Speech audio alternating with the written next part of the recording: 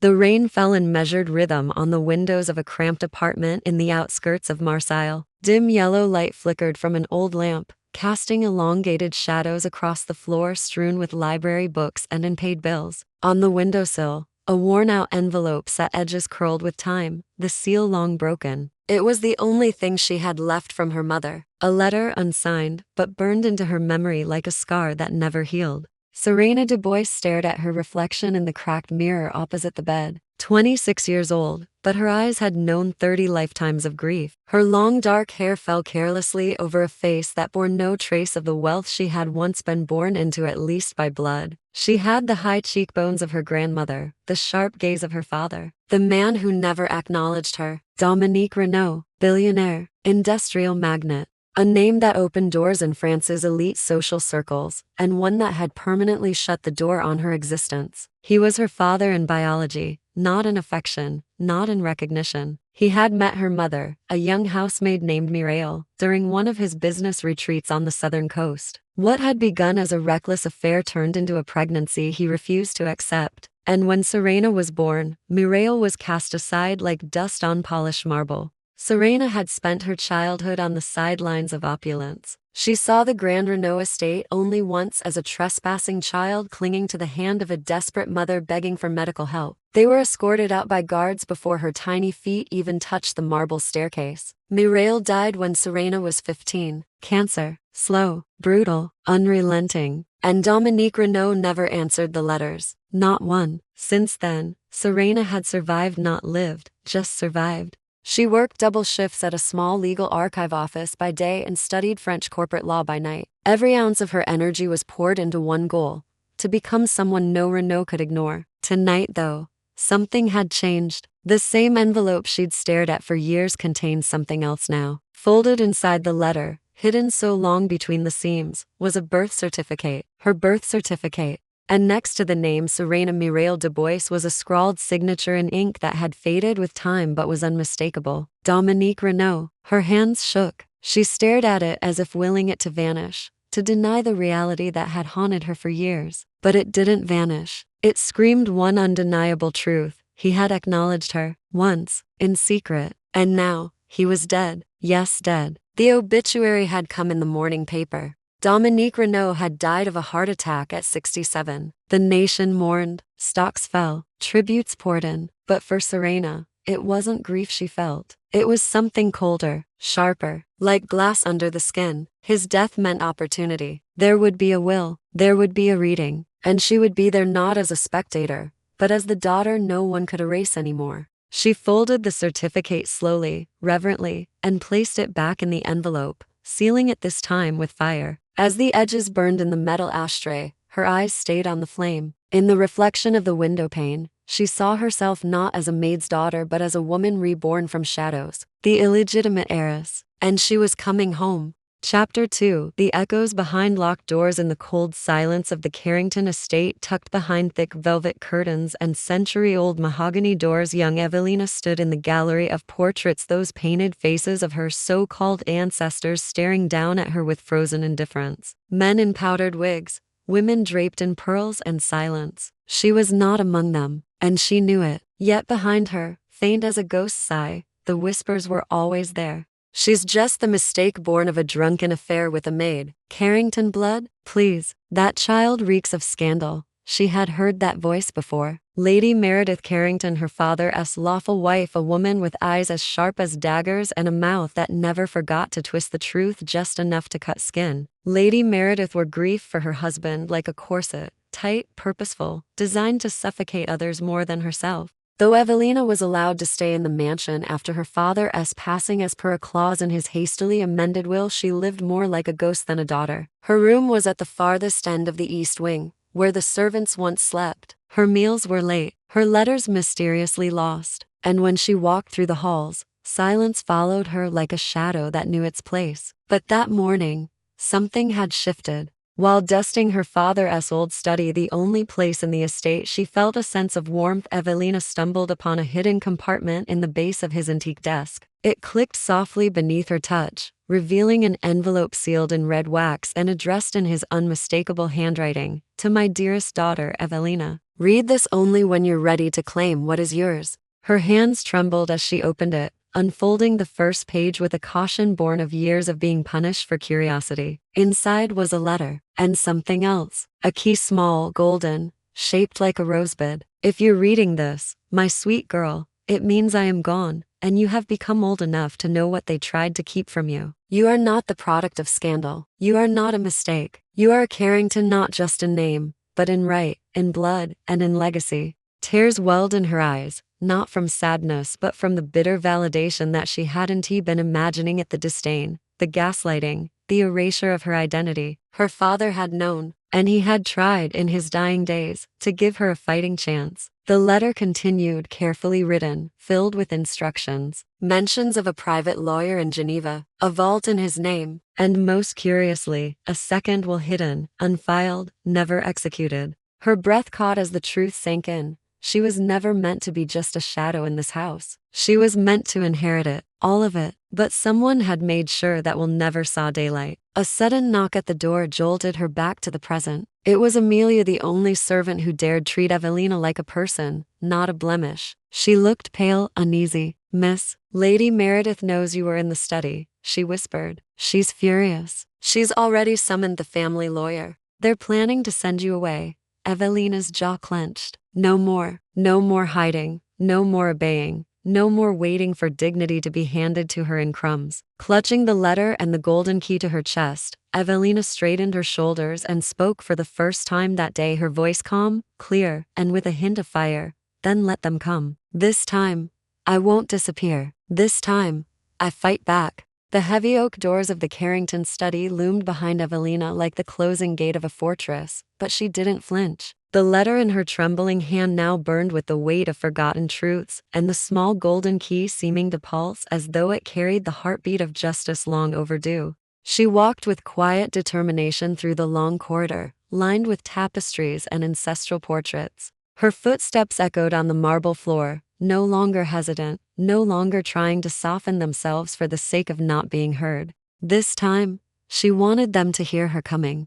In the grand sitting room, a space she'd only ever entered to serve tea or stand on the periphery, Lady Meredith sat like a queen in exile, flanked by her ever-loyal cousin Aldrich and their family lawyer, Mr. Hawthorne. The moment Evelina stepped in, all three heads turned, and a thick silence settled like fog. "Ah," Lady Meredith said coolly, her lips curving in a smile too sharp to be kind. "The little orphan ghost dares haunt us in daylight." Evelina didn't blink. "I'm not a ghost. I'm Carrington blood, and I have the proof." She laid the letter down on the gleaming glass table with quiet defiance, allowing the seal, the handwriting, and the enclosed key to speak first. Mr. Hawthorne leaned forward, adjusted his glasses, and slowly unfolded the parchment. His brows furrowed as he read once, then twice, his fingers tightening slightly around the pages. "You've been hiding things," Evelina said softly, eyes locked on Lady Meredith. "My father signed a second will. He wrote this letter knowing someone would try to bury it, and now I know why." Meredith's mask cracked for a moment, the twitch at her jaw betraying the fury that simmered beneath her practiced exterior. But Aldrich stepped in, ever the manipulator. "This is ridiculous," he scoffed. "Anyone can forge a letter. You expect us to believe your word over the entire Carrington legacy?" But Evelina didn't shrink. Not this time. She walked to the fireplace, pulled back the Carrington family crest mounted above the mantel, and with one firm motion, slid the golden key into a nearly invisible compartment hidden behind the carved wood. A soft click and the panel gave way. Inside was a weathered, leather-bound ledger, filled with signatures, dates, and confidential estate documents. And there, nestled in a folder marked "To be executed upon my death," was the original and unfiled second will of Charles Carrington, bearing his unmistakable seal and the signature of two witnesses. The room erupted. Mr. Hawthorne stood up. "My God, this changes everything."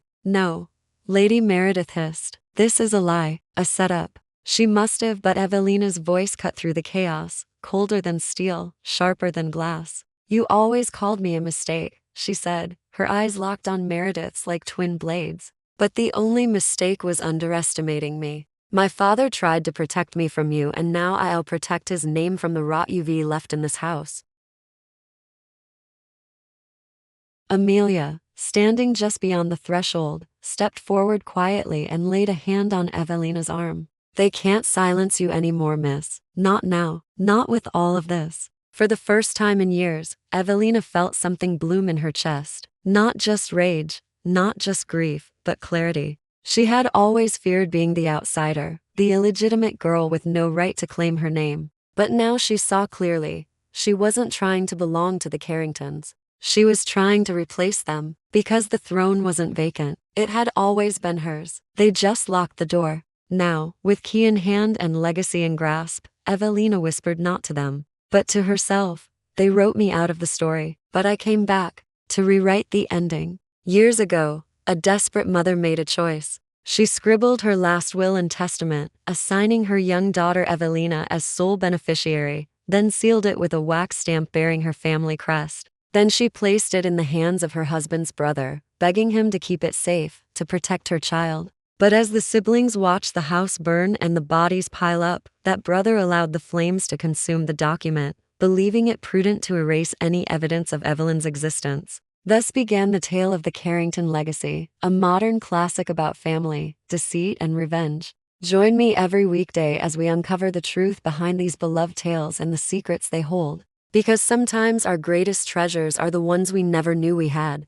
And sometimes the villains aren't the monsters we think they are. Lady Meredith, an icy matriarch, has ruled Carrington House for decades. With an iron fist, she shaped her late husband's sprawling empire into a formidable dynasty. Now she watches her vast fortune slip away, taken by her niece, Evelina, a cunning young woman who arrived at the doorstep of Carrington House 5 years ago, claiming to be the illegitimate daughter of her late brother. With her own son having squandered the family fortune, and her greedy cousin Aldrich sent to prison by Evelina, Meredith finds herself alone, facing ruin at the hands of the one person who should have been her greatest ally. Despite her own role in silencing Evelina's birth mother and erasing any trace of the girlie's existence, Meredith sees her own demise at the hands of Evelina and vows to stop her niece before it is too late. But against Evelina, a master manipulator in her own right, Lady Meredith might find that the only inheritance awaiting her is oblivion.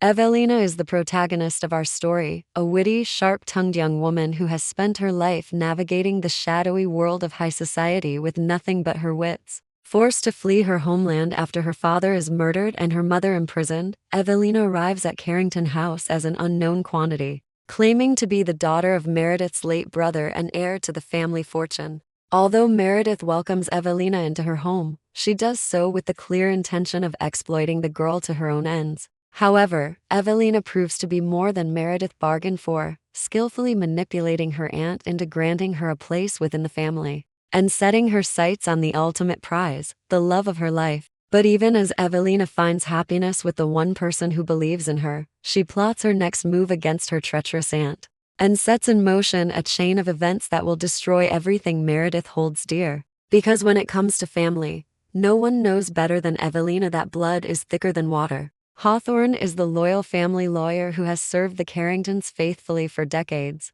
A stickler for rules and regulations, Hawthorne is the embodiment of old-world charm and decorum. He is fiercely protective of the Carrington legacy and will stop at nothing to preserve it, even if it means silencing those who threaten the family name. Although he might seem like a by-the-book legal eagle, Hawthorne is more than meets the eye, with a cunning wit and a knack for getting what he wants without raising suspicion. He is a valuable ally to have on your side, but a dangerous enemy to face in court. As the story unfolds, Hawthorne will find himself caught between his loyalty to the Carrington family and his sense of justice, ultimately forced to make a choice that could cost him everything. Aldrich, a charming but ruthless businessman, has always lived in the shadow of his late brother, Charles. Driven by envy and resentment, Aldrich hatches a series of elaborate schemes to seize control of the Carrington empire, even willing to align himself with outsiders if it means advancing his own interests. Despite his best efforts,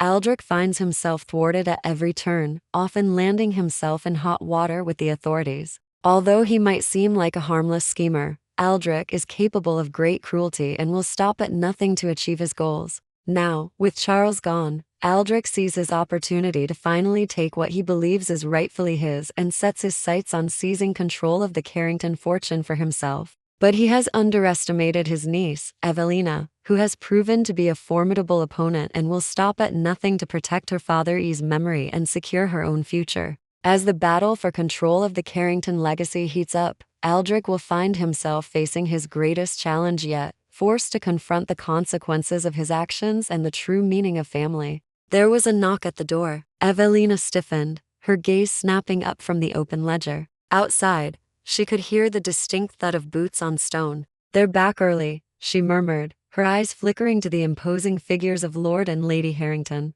"And I have a feeling they won't be leaving empty-handed." Across the hall, Aldrich emerged from the shadows, a sneer twisting his lips. "I trust the little charade went well," he drawled, his eyes glinting with malice. "Did the gullible fools buy your lies?" Evelina met his gaze steadily. "They always fall for the same tricks," she replied coolly, rising from her seat. "But this time, they won't get away with it." From the corner of her eye, Evelina saw the flicker of unease cross Aldrich's face. Good, she thought, savoring the moment. Let him squirm. Let him feel the taste of fear. He knows I'm onto him. Chapter 5.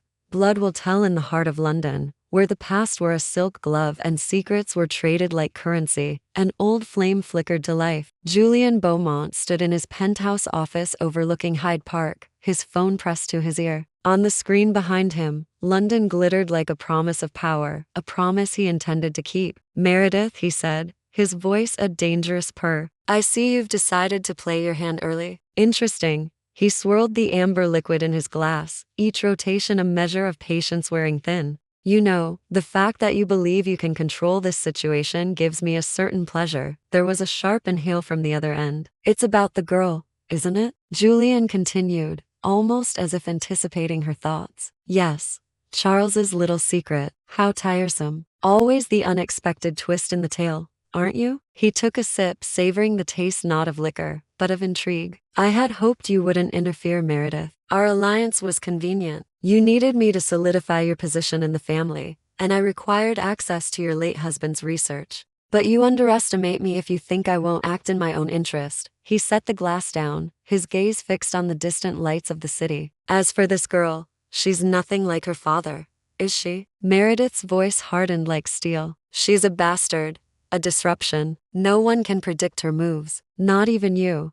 "On the contrary, Meredith," Julian said, his tone a low growl. "Her predictability is precisely what makes her so useful. Tell me, did you think I wouldn't recognize the opportunity?" A dangerous smile curved his lips. A dash of blood, a pinch of betrayal, and the perfect amount of vengeance. "Yes, I do believe we might make quite the formidable team." The days melted into weeks, each filled with new battles, threats, and revelations. Evelina found herself in the eye of a media storm, bombarded by questions about her childhood, her relationship with her father, and the validity of her claim. Every interview request was declined, every statement issued through her lawyer. But the headlines kept coming. Who is Evelina Dare and why is she after the Carrington fortune? Meet Evelina, the daughter Charles Carrington never acknowledged, the unmaking of a legacy. How Evelina could blow apart the Carrington empire. Her father's personal assistant, Mrs. Parker, a woman Evelina had confided in during her secret visits, became the star witness of a blackmail attempt, alleging that Charles had acknowledged Evelyn in his will, then recanted her statement in court. One by one, the pieces of Evelina's life, the fragments of her identity scattered by the Carringtons over the years, were brought into the light, dissected and debated.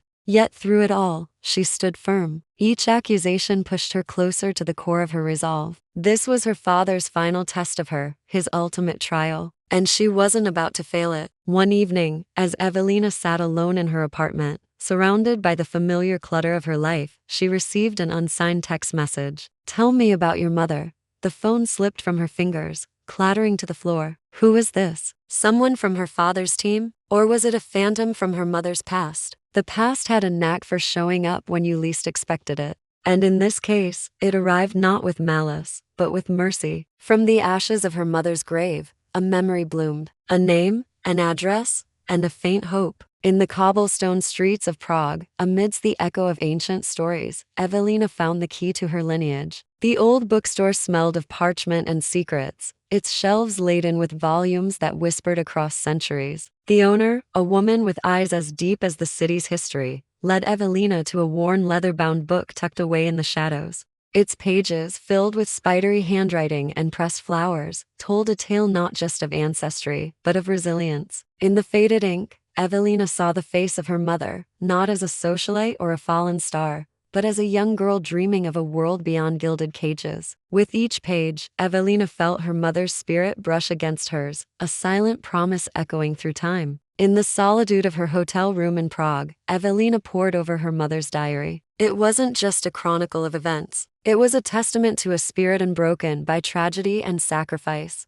Her mother hadn't been a victim of circumstance, but a warrior who fought for love, for freedom, and for a future she never got to see. Among the entries, Evelina found a name, a person from her mother's past who might hold the key to her present. The hunt had begun, and Evelina, armed with the truth of her mother's story, was determined to bring her killer to justice. Her mother's sacrifice wasn't in vain. She would ensure that much. In the labyrinth of London's elite society, where every encounter could be a trap, and every handshake a veiled threat, Evelina navigated the perilous game with the grace of a seasoned player. She attended charity galas that whispered of family feuds and power struggles, each polite conversation, a coded message. She brushed against old friends of her mother's, extracting stories, piecing together a portrait of a woman whose life had been more than just wealth and privilege. Through it all, Evelina carried the weight of her lineage, the hopes of a legacy denied, and the unwavering determination of a daughter seeking justice for her past and a future.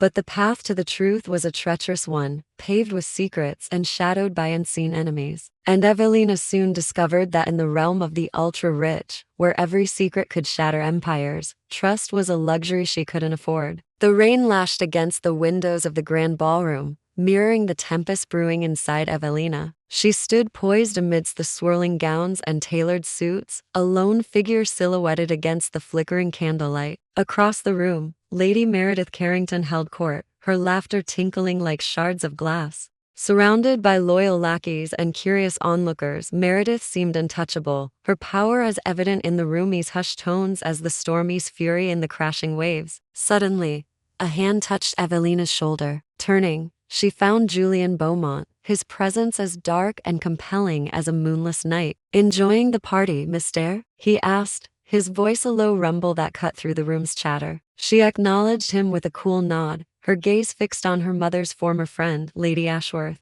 Ashworth, now a brittle husk of her former self, sat slumped in a chair, her eyes clouded with secrets. "Tell me," Julian continued, stepping closer, "what brings you to this gathering of vipers?" "Answers," Evelina replied, her voice steady. "Answers about my mother, about her death, about why they erased her from history." A flicker of amusement danced in Julian's eyes. "Ambitious, aren't you? Even after all these years, you seek to unearth truths that the establishment would bury. Why do you care?" she challenged, meeting his gaze directly. "Because," he said, leaning in, his voice dropping to a conspiratorial whisper, "your mother's story is a symphony of betrayal, deceit, and murder, and I intend to conduct the orchestra." Her eyes narrowed. "What exactly do you want?" "Information," he breathed, pressing his advantage. "Secrets that lady holds close to her brittle bones. Secrets that could shake the foundations of this city." The rain reached a crescendo, drumming against the glass like frantic fingers. In the heart of London's elite,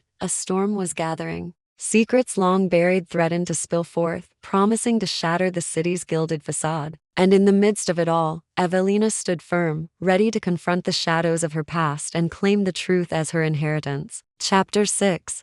The Inheritance of Lies. In the hallowed halls of the Old Bailey, where justice was supposed to reign, Evelina confronted the last vestiges of her father's legacy. Around her, the courtroom buzzed with anticipation, a mixture of morbid curiosity and the thrill of watching a dynasty crumble. The Carringtons, clad in expensive suits and clutching overflowing briefcases, exchanged nervous glances, their confident smiles now strained, their arrogance tempered by the weight of their own secrets. Meanwhile, Evelina, with her lawyer, Catriona Hale, stood resolute, a beacon of quiet strength amid the tempest. The judge, a stoic figure cloaked in tradition, surveyed the room with an air of authority. His gaze, sharp and discerning, seemed to pierce through the layers of wealth and deception, searching for the heart of the matter. As the trial commenced, each witness presented by the Carringtons' team only served to erode the family's defenses. Innuendos, half-truths, and outright lies crumbled under Catriona's relentless questioning. With every objection overruled and every piece of evidence admitted, the tide turned. Evelina's calm demeanor throughout the ordeal contributed to a growing sympathy among the observers. The narrative the Carringtons had so carefully constructed started to unravel, revealing the frayed edges of their deceit. Finally, it was Evelina's turn to speak. Stepping forward, she recounted her childhood, not as a pampered princess, but as a girl who yearned for a father's love and a mother's embrace. Her voice echoed with the pain of a legacy denied, the anguish of a lost heritage. The courtroom, once buzzing with skepticism, fell silent, captivated by her tale of longing and loss. When she revealed the secret documents, the tangible proof of her father's love and intent, the impact was explosive. The Carringtons, faces ashen, shifted uncomfortably in their seats, their carefully crafted facade cracking under the weight of their own deceptions. In that moment, Evelina realized the extent of her triumph. She had stripped away the layers of wealth and privilege to expose the raw humanity at the core of the. It was nearly 2 weeks before Evelina stepped back into that hallowed hall of justice. On this day, the air hung heavy with anticipation. Cameras crowded the steps like vultures and reporters' pens poised to etch her fate onto the next page of the city's social chronicle. The whispers had been vicious these past weeks, twisting facts and painting her as a vulture, circling the carcass of the Carrington fortune. She saw their faces, those same faces that had followed her here. Some apologetic, some expectant, and others, hers forever. She met their gazes head-on. Today, she wouldn't be backing down. Inside, the room was a chamber of secrets and steel. Meredith Carrington sat ramrod straight, her face a mask of controlled fury. Beside her, 2 men shifted uncomfortably. The elder bore an undeniable resemblance to Charles, right down to the cruel set of his jaw. The younger was a spitting image of Evelina, their shared features a constant, painful reminder of the past. After the weeks since the last hearing, new faces had joined the fray. 2 lawyers whose expensive suits screamed their allegiance and a pair of private investigators, their eyes sharp, scanning the room. When the judge entered, a hush fell over the room. Justice Clayton, his brow perpetually furrowed as if permanently trapped beneath a lead weight of cynicism. Evelina watched him, intrigued. She'd heard tales of his rulings, of how he could reduce a mountain of evidence to a single decisive sentence. In his hands, justice was a scalpel. Vincent Morrow stood. His voice, honey smooth but laced with venom, wasted no time in attacking. "My client is the widow and rightful heir of Charles Carrington," he declared, ignoring Evelina entirely. He claimed the paternity test was a forgery, the journal a planted fabrication. He painted Evelina as an interloper who used her late father's name to worm her way into the family's wealth. But as Morrow spun his web of half-truths and outright lies, something unexpected happened. One of Charles's sons stood up. "That's enough," he said, his voice shaking with suppressed emotion. "You may not like Evelina, but you're wrong about her. She's not here to destroy this family. We were all fools to think she was." As the room erupted, Judge Clayton banged his gavel for order. Then, fixing his steely gaze on Vincent Morrow, delivered a ruling so swift it stunned them all. "Mr. Morrow," the judge said, his voice echoing with finality, "you have wasted this court's time with baseless accusations. Your client has no standing here, and neither does anyone else who is not a direct descendant of Charles Carrington. As for Miss Evelina Carrington, she is entitled to her late father's estate, half of everything he owned. This ruling can be appealed, but the court's decision is final. As far as this court is concerned, Evelina Carrington is the sole legitimate heir of Charles Carrington." His words hung in the air like a judicial execution. And then, as if on cue, cameras flashed, capturing the stunned expressions of Meredith and her sons. For Evelina, it was a moment of vindication, but she knew the battle was far from over. As the press descended on the courthouse, their questions echoing in the cavernous hall, Evelina slipped out a side door unnoticed. Tonight, she would celebrate. Tomorrow, she would start rebuilding her life. But the Carringtons wouldn't let it go. Back at her apartment, surrounded by the echoes of laughter and the comfort of old friends, Evelina allowed herself a rare smile. Her phone rang,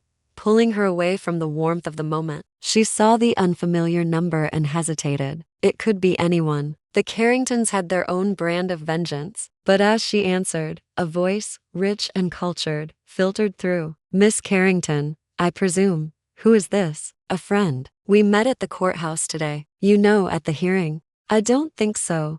Of course you do. You can't possibly remember. I am afraid you have something that belongs to us. Her pulse quickened. What do you want? We are here to talk business. Give me 24 hours to meet you at the Grandview Hotel. Be alone. Come with nothing but your wits. If you agree, leave your answer on the answering machine. If not, well, we shall see how much the courts value your inheritance. Click. The line went dead. Evelina stared at the phone, her blood turning to ice. The clock started ticking. Should she call the police? But what would she say? A bag of tricks? A cat and mouse game? Or trust to her wits? She decided. She would play their game. If they wanted a show, she would give them a spectacle they'd never forget. But why now? After the court ruling, why were the Carringtons taking such a drastic step? Was this the reason she had become the sole heir? Did the Carringtons know something about Charles that she didn't? What secrets did he hold that were worth spilling his blood? The stakes had just risen. Back at the Carrington mansion, Meredith pored over a thick leather-bound book, her face illuminated by the golden glow of the lamplight. The room was vast, furnished with antiques and portraits of stern-faced ancestors. It was history whispering of wealth and lineage. Sitting opposite her were two figures whose faces betrayed their anxiety.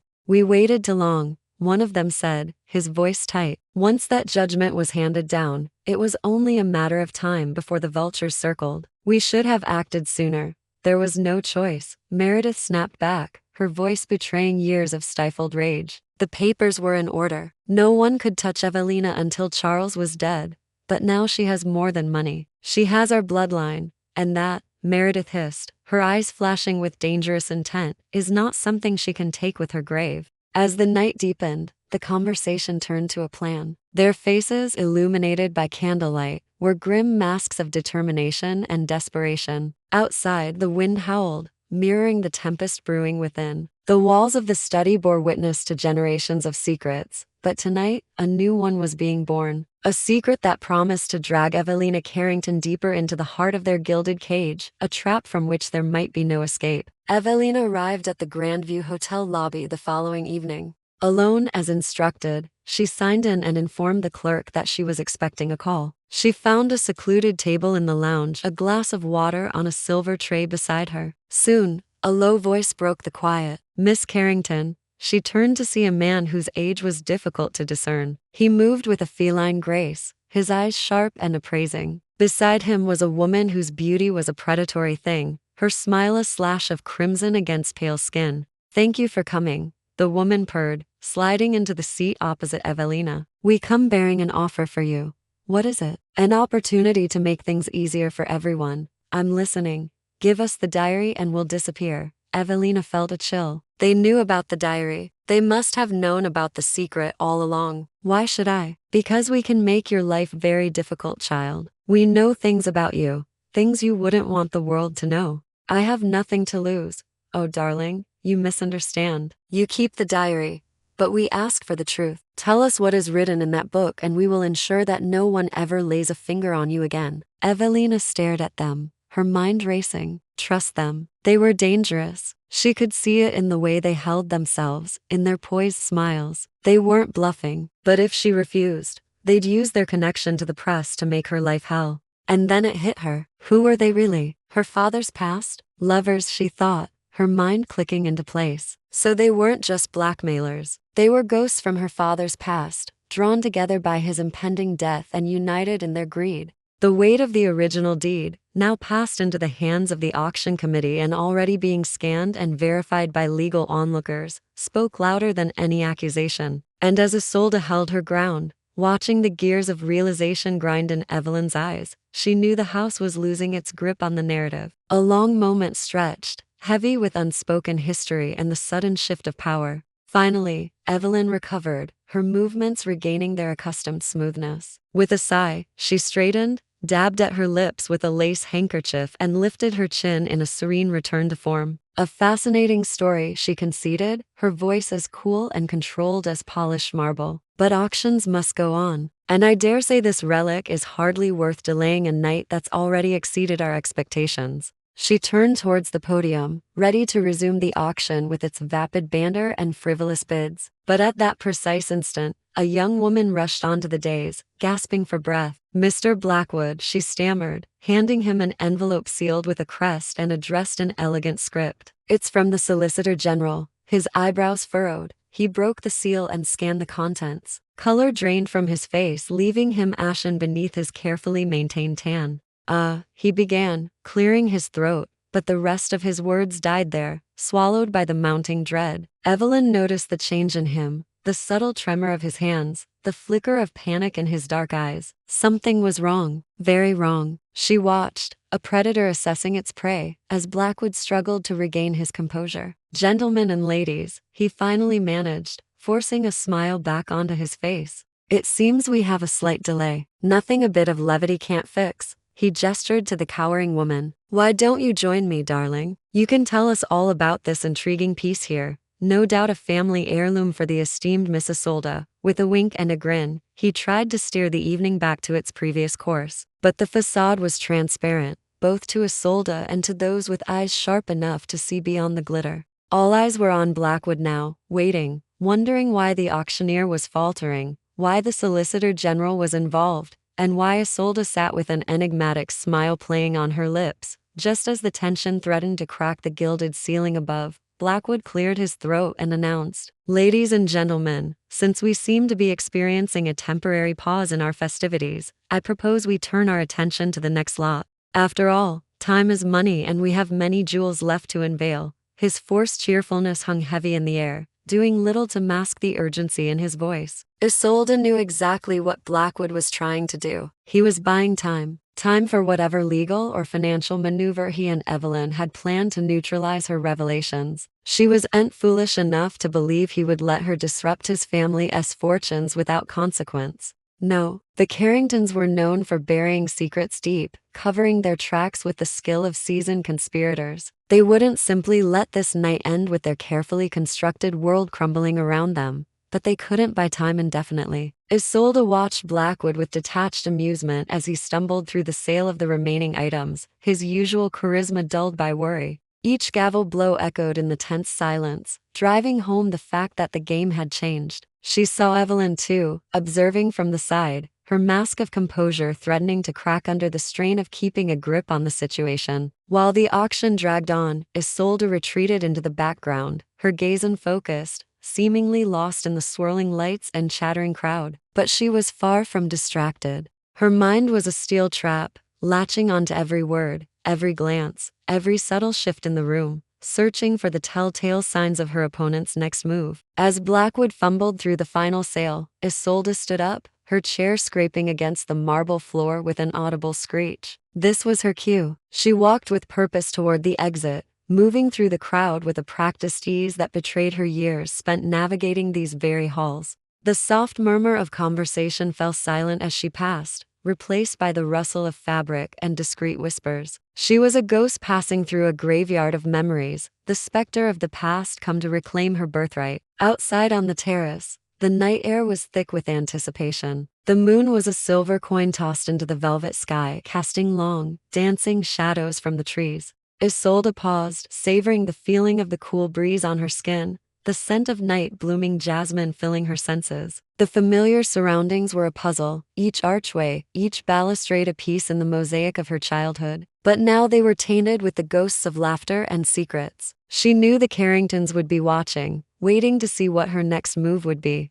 And she had a plan meticulously laid out in her mind, like a tapestry woven with threads of justice and retribution. The time for hiding in the shadows was over. Now she would step into the light, claiming the future that had been denied to her for too long. With newfound determination, she turned and walked away from the house, leaving behind the gasps and murmurs of the crowd. The night was hers. The story of her life was about to be rewritten, and she was taking the pen. The mansion, with its towering presence and choking ivy, seemed to recoil as she moved away, as if the mere sight of her resolute figure set its ancient bones aching. The garden, once her sanctuary, was now a labyrinth of half-remembered games and buried emotions. The fountain at its center, silent and choked with debris, mirrored her own voiceless years. She circled the structure, a predator-smelling weakness, each step ringing with purpose on the flagstone path. But it wasn't the sprawling estate nor its priceless art she sought tonight. It was something more elusive, more vital, something hidden beneath layers of neglect and deceit. The stables. She stopped abruptly, her gaze fixing on the weathered wood and iron. In the dim lamplight,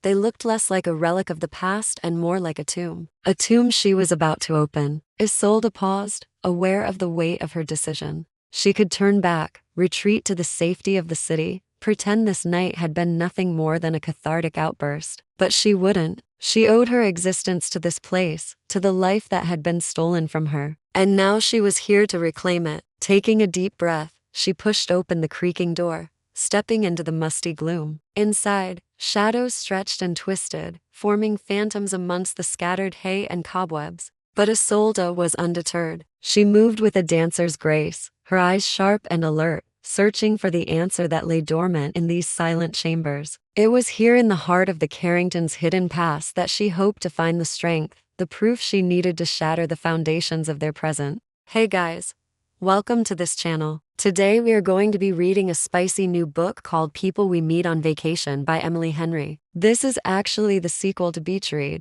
and it features characters from that book. So if you haven't read that one yet, I would recommend going to check it out. But don't worry, this can definitely be a standalone read as well. In the small town of Whiskey Creek, a new development is being built called Still Waters, and we meet our main character, Poppy, who is a magazine writer. She decides to spend her summer in Still Waters trying to find inspiration for an article. What she doesn't expect is to run into her ex-boyfriend, Alex, who she hasn't seen in almost 2 years. And to make matters worse, they broke up right here in this town during their annual 4th of July week-long festival. As soon as Poppy sees Alex again, flashbacks wash over her of their last trip to the town, the fights that they had, the heartbreak that ensued. And eventually, they decided to part ways. Poppy starts spending some time writing by the pool. She meets some of the quirky residents who live in Still Waters, and she also runs into Alex again. She learns that he is now dating someone else, and that makes Poppy even more determined to prove that she can still have an amazing summer in town despite her broken heart.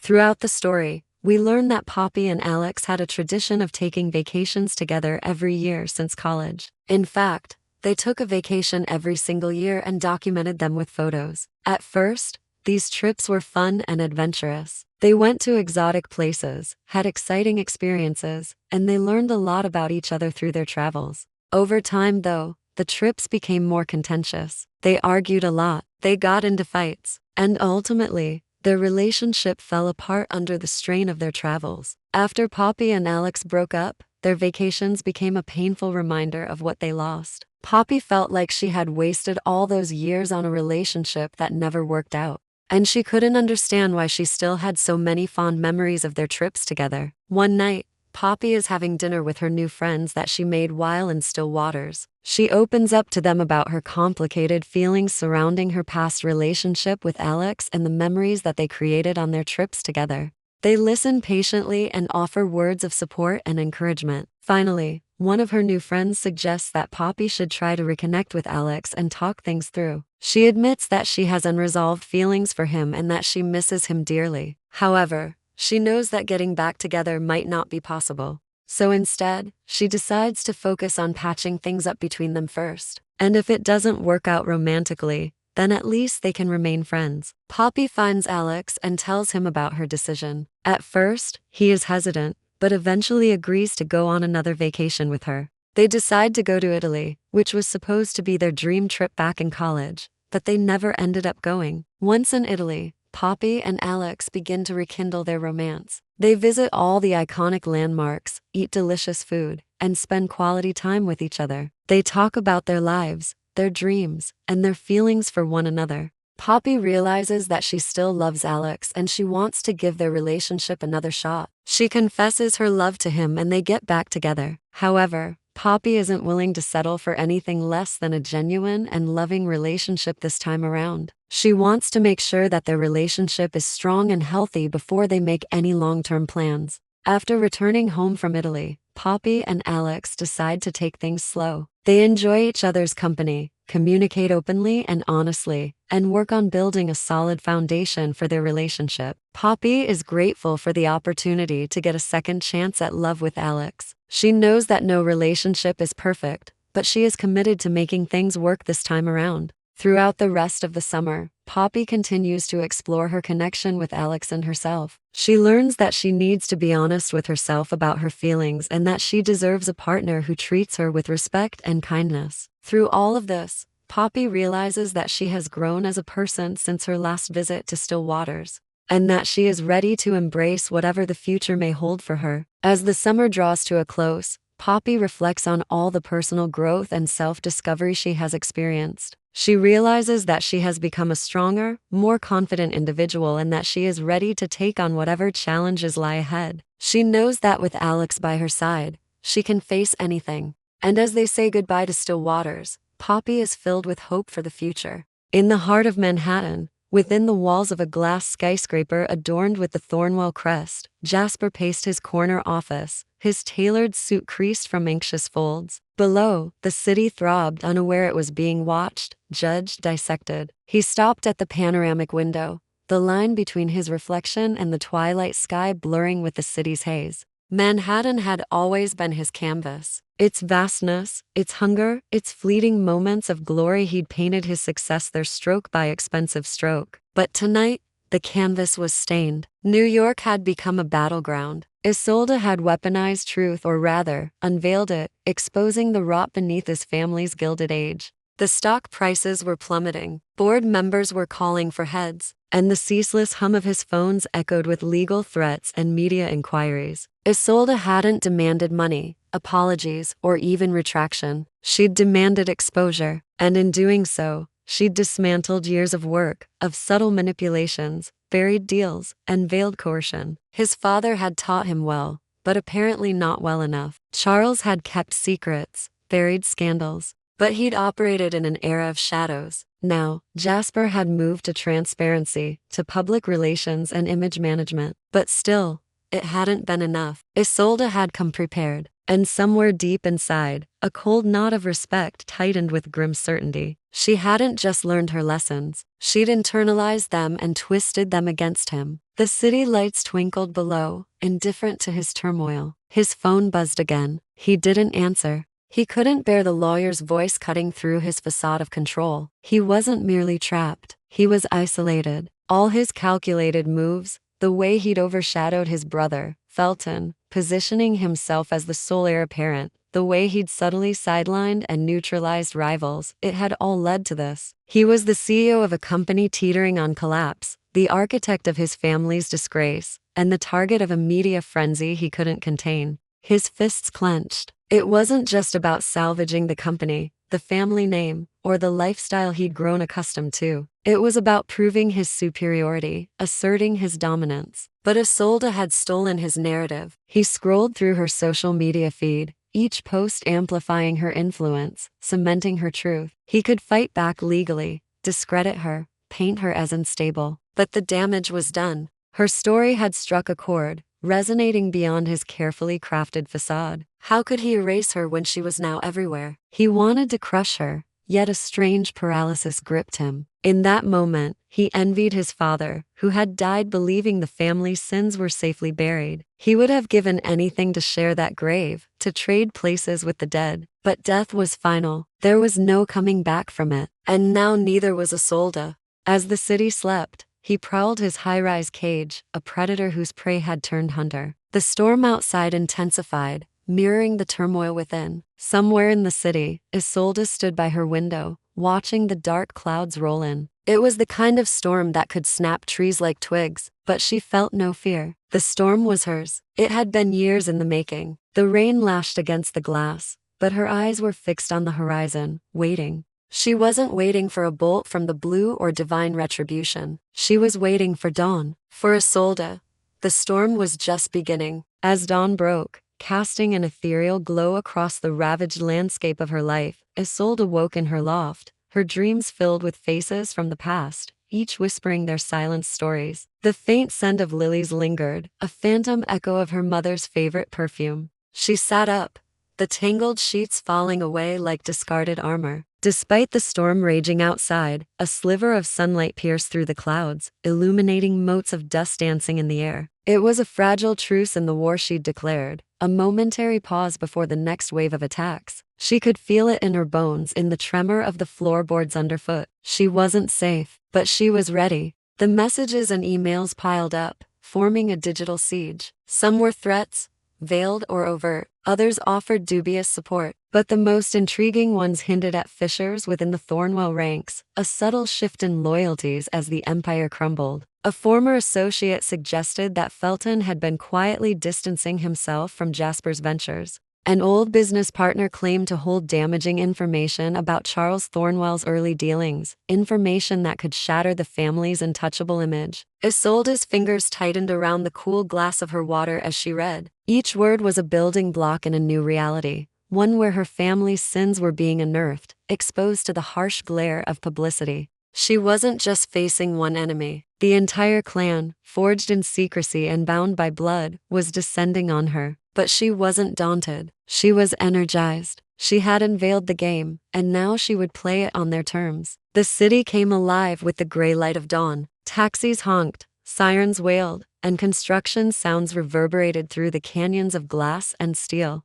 But in her loft, surrounded by the tangible evidence of her fight, Isolde felt a surge of exhilaration. The city's pulse quickened, and so did hers. The storm had passed for now, but when it returned, it would be fiercer. She would be ready. As the day wore on, the whispers grew into murmurs, the murmurs into roars. Each new revelation, each leaked document chipped away at the Thornwell legacy until their carefully constructed facade crumbled into dust. Isolde knew they'd regroup, strategize, and strike back. But by then, she wouldn't be the same girl who'd recoiled in the face of their power. She was now the storm, gathering strength, refining her focus. She didn't know how the battle would end, but she was determined to see it through. The rain intensified, mirroring the turmoil in her soul. From her vantage point in the loft, she watched the world get drenched, yet undeterred. She was no longer defined by their silences or their lies. She was the girl who saw ghosts, the woman who chased truths, the voice that shattered glass ceilings. She was the one they couldn't erase because she carried their darkness within her light. And as the night deepened, she knew this was just the beginning. In a world where secrets were currency and silence was golden, Isolde had dared to speak. And in doing so, she'd unleashed a tempest that threatened to engulf everything in its path. She had opened Pandora's box, and the winds of change were blowing. The question wasn't whether the storm would subside. It was what would remain when the sun finally pierced through the clouds. Thank you for watching. Next week, the final part of this series drops. We'll call it a finale. Let's look at the clues. The very first line of the book, Heiress Apparent, Isolde is literally introduced as someone who is next in line to inherit the family business. Also, we learn that she has a great-grandmother, which means there must be a few generations above Isolde to take out. Now, of course, there's the issue of legitimacy. How can someone born out of wedlock inherit a family business? Well, let's go back to that first chapter. Her mother used to tell her, when the world forgets you, remember who you are. Could there be a secret related to her parentage that could prove Isolde's legitimacy? Maybe a hidden birth certificate, perhaps a will or even a codicil that changes the inheritance laws specifically for Isolde. As for the second clue, we have the number 2. Why is it significant? Well, again, let's go to the beginning of the story. When Isolde was 2, her parents disappeared in a fire. If they died, then legally, she becomes the only child. So why did Evelyn bring in another baby? Perhaps this boy, Asher, holds the key to unlocking Isolde's inheritance. And we know from earlier in the series that Evelyn is not a benevolent stepmother. Now, our third clue comes in the form of a symbol. Throughout the first 2 parts of the series, we saw a motif of birds, especially caged birds. This reinforces the idea that Isolde is trapped in this gilded cage that is Thornwell Manor. But there is also the mention of an old canary that was released from a cage, symbolizing freedom. Our fourth clue is a prediction. Remember when Isolde decided to stay at the manor and confront Evelyn? She was told, then the birdcage closes from the inside. Could this mean that Isolde will actually become more like her mother, trapped by her own choices and pride? Finally, let's talk about foreshadowing. One of the most important moments in literature occurs in the very first chapter when Isolde learns the reason for her parents' disappearance. They had tried to leave the family behind, to break free of its grasp. But Evelyn warned Isolde, some chains aren't meant to be broken. Some cages need to be inherited. These words foreshadow that Isolde's destiny is intertwined with the family she despises, maybe because of a blood connection or a legal obligation. Before we wrap things up, here's a bonus clue: an object. We've seen it several times throughout the series, often sitting on Isolde's desk, the key to the Thornwell manor. It may seem like a minor detail, but why does Isolde hold on to it? It might be a subtle nod towards her true identity. She's not a guest in her own home. She's the one who owns it. That's all the clues I've got. Now let's hear yours in the comments. Here's what I think.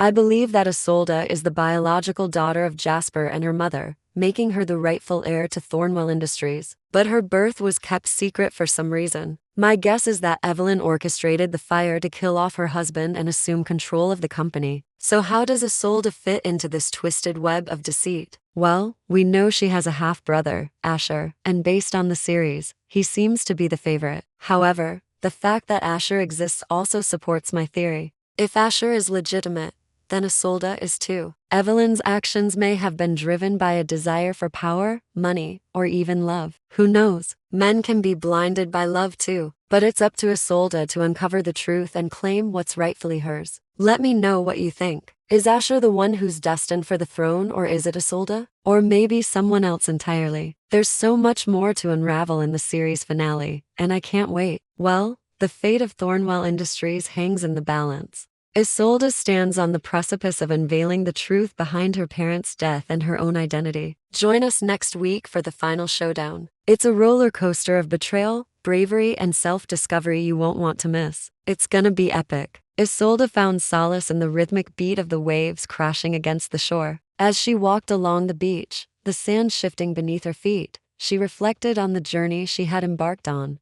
From the depths of despair to the heights of determination, each step had been a testament to her resilience. The salty breeze carrying the scent of distant storms seemed to mirror the turmoil within her own heart. Yet amidst the chaos, there was method. Each piece of the puzzle she had uncovered, each secret brought her closer to the truth of her parents' demise and her own place in the intricate tapestry of Thornwell history. But the path ahead remained shrouded in mystery. With each passing moment, Isolde felt the weight of her lineage pressing down upon her. The legacy of the Thornwell name, synonymous with wealth and influence, now threatened to consume her. Like a mythical siren, its allure dangerous, its consequences dire. Yet Isolde was undeterred. Armed with the knowledge that lay dormant within her veins, she was ready to confront the demons of her past. The looming shadow of Evelyn, her mother's former friend and confidant, loomed large over her thoughts. What secrets did she hold? Why had she resurfaced after all these years? And how did she fit into the intricate puzzle of Isolde's heritage? Each question echoed in the vast expanse of her mind, demanding answers. As the sun began its slow descent into the horizon, painting the sky in hues of crimson and gold, Isolde knew the time for hiding was over. It was time to reclaim her birthright, to unearth the buried truths that had been denied to her for far too long. The pieces of her shattered past were falling into place, forming a portrait of a family entangled in a web of deceit and betrayal. In the stillness of the twilight, Isolde vowed to expose the darkness that had festered within the hallowed halls of Thornwell Manor. She was no longer the naive young woman who had sought refuge in those very same walls. She had blossomed into a force to be reckoned with, fueled by a righteous anger and an unwavering determination to set the record straight. With the support of those who had stood by her side through the darkest of times, Isolde was ready to shatter the illusion that had imprisoned her for so long. The whispers of her parents' demise, the haunting melody of her forgotten past, all of it would be laid bare under the unforgiving scrutiny of the public eye. As the stars began to shimmer in the velvet expanse above, Isolde stood tall, her silhouette etched against the fading light. She was the embodiment of resilience, a phoenix rising from the ashes of her shattered past. And as the night deepened, so did her resolve. The truth, no matter how painful, deserved to be acknowledged. And Isolde was determined to be its voice, for she was more than just a pawn in their twisted game. She was Isolde Thornwell, and she was here to claim her birthright. Stay tuned. Next week, We'll dive deep into the shocking revelations that rock the Thornwell dynasty to its core. Secrets long buried will be unearthed, shattering the facade of perfection that had concealed their true colors. It's a plot twist you won't see coming. Trust me, next week's episode is gonna blow your mind. Until then, I want you to send this video to a friend. Share the mystery, the suspense, and the thrilling journey that awaits us all. Together, we'll navigate the treacherous waters of deceit and betrayal as Isolde edges closer to exposing the truth. Don't miss out on this epic conclusion. See you next week.